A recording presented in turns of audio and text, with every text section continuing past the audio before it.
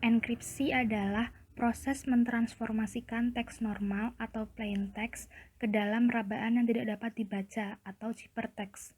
Dekripsi membalik proses ini dan mengubah ciphertext kembali ke dalam plain text. Enkripsi dan dekripsi melibatkan kunci dan algoritma. Algoritma adalah formula yang menggunakan kunci untuk mengubah plain text menjadi ciphertext maupun sebaliknya. Faktor-faktor yang memengaruhi kekuatan enkripsi. Yang pertama ada panjang kunci. Kunci yang lebih panjang memberikan enkripsi yang lebih kuat. Lalu ada algoritma enkripsi. Algoritma yang rumit belum tentu tidak bisa dirusak. Kekuatan algoritma dilihat dari fakta bahwa algoritma tersebut telah teruji secara seksama dan didemonstrasikan untuk menahan serangan penebakan paksaan. Lalu yang ketiga ada kebijakan untuk mengelola kunci kriptografi. Kriptografi harus disimpan secara aman dan dilindungi dengan pengendalian akses yang kuat dengan cara yang pertama, tidak menyimpan kunci kriptografi tersebut di dalam browser atau file lain yang dapat diakses oleh pengguna lain. Yang kedua, menggunakan sandi yang kuat dan panjang untuk melindungi kunci. Jenis-jenis sistem enkripsi. Terdapat dua jenis dasar sistem enkripsi, yaitu enkripsi simetris dan asimetris. Perbandingannya dapat dilihat dari tabel berikut. Perbedaan yang pertama yaitu jumlah kunci. Enkripsi simetris memiliki satu kunci, yaitu kunci rahasia yang digunakan untuk enkripsi dan dekripsi. Sedangkan enkripsi asimetris mempunyai dua kunci, satu untuk publik dan satunya lagi dirahasiakan atau private key. Kedua kunci dapat mengenkripsi, tetapi hanya salah satu kunci yang dapat mendekripsi. Perbedaan yang kedua, keunggulannya yaitu enkripsi simetris, kecepatannya jauh lebih cepat. Enkripsi asimetris, siapapun dapat menggunakan public key Anda untuk berkomunikasi dengan Anda. Lalu, tidak perlu menyimpan kunci untuk setiap pihak yang Anda inginkan untuk berkomunikasi. Kemudian, dapat digunakan untuk membuat tanda tangan digital yang legal. Lalu, perbedaan yang ketiga, kekurangannya.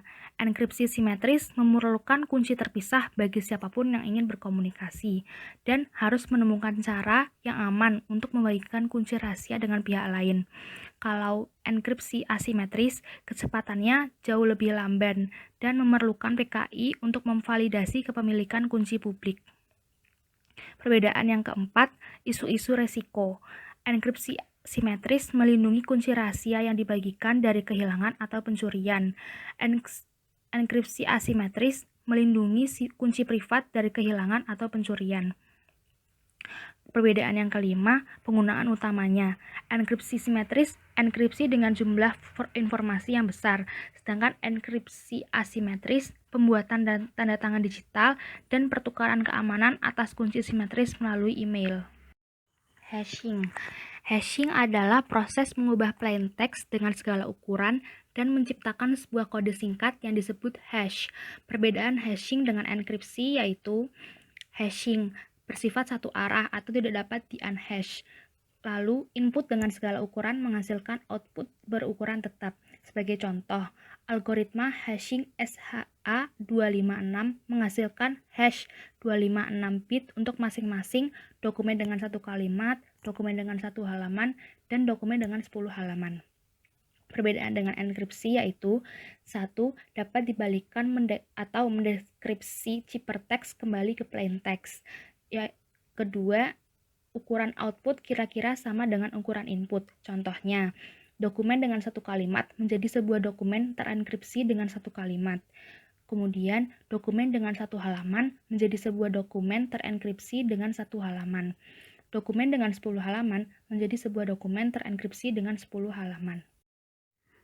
Tanda tangan digital digunakan untuk transaksi bisnis secara digital supaya terjadi non-repudiation, yaitu menciptakan persetujuan yang terikat secara hukum yang tidak dapat ditolak secara unilateral oleh kedua pihak. Pembuatan tanda tangan digital. Langkah pertama, pembuat dokumen menggunakan seluruh algoritma hashing untuk menghasilkan sebuah hash. Langkah kedua, pembuat dokumen menggunakan kunci privatnya untuk mengenkripsi hash yang dibuat pada langkah 1. Hasilnya, hash yang terenkripsi merupakan sebuah tanda tangan yang terikat secara legal atau hukum. Sertifikat digital dan infrastruktur kunci publik. Sertifikat digital adalah sebuah dokumen elektronik yang mengandung kunci publik milik entitas dan menerangkan identitas pemilik kunci publik tersebut. Otoritas sertifikat adalah sebuah organisasi yang menerbitkan kunci publik dan privat serta mencatat kunci publik di dalam sertifikat digital. Infrastruktur kunci publik adalah sistem untuk menerbitkan sepasang kunci publik dan privat serta sertifikat digital terkait. Lalu ada Virtual Private Network atau VPN. VPN menggunakan enkripsi dan autentikasi untuk mentransfer informasi melalui internet dengan aman, sehingga menciptakan sebuah jaringan privat virtual.